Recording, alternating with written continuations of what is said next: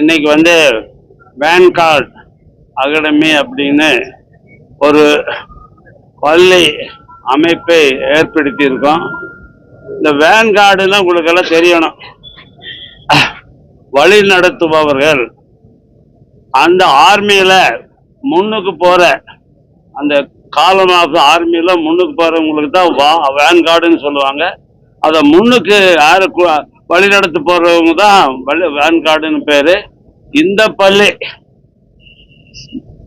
மாணவர்களை வழி நடத்தி நல்லதுக்காக வழி நடத்தி பெருசா லீடராக மாற்றுவதற்கு பள்ளியில ஒரு சிறந்த மாணாக்கர்கள் உண்டாக்கி ஒழுக்கமான மாணவர்களை நாட்டுக்கு கொடுப்பதுதான் இந்த வேன்கார்டு அகாடமியுடைய பர்பஸ்.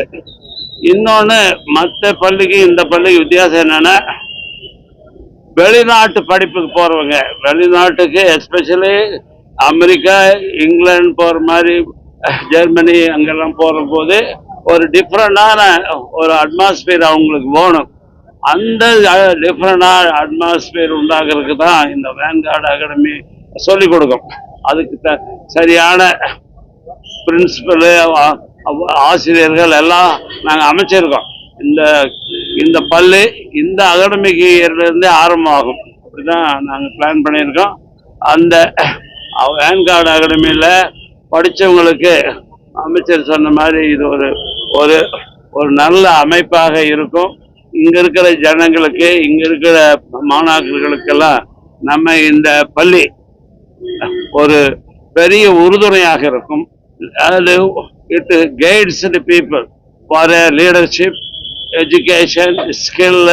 இது மாதிரிக்கெல்லாம் இந்த ஸ்கூல் வந்து பெரிய அமைப்பாக இருக்கும் என்பது இந்த எங்களுடைய பள்ளியுடைய நோக்கம்.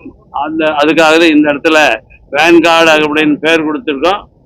இது கேம்பிரிட்ஜ் பாடத்திட்டத்தை சேர்ந்தது. அதனால வெளிநாட்டு பாடத்திட்டத்தை சேர்ந்து இருக்கிறனால இங்கிருந்த படிச்சு வெளிநாடு போட்டு படிக்க போறவங்களுக்கு இது ரொம்ப உபயோகமா இருக்கும். இதுதான் இந்த பள்ளியுடைய நோக்கம்.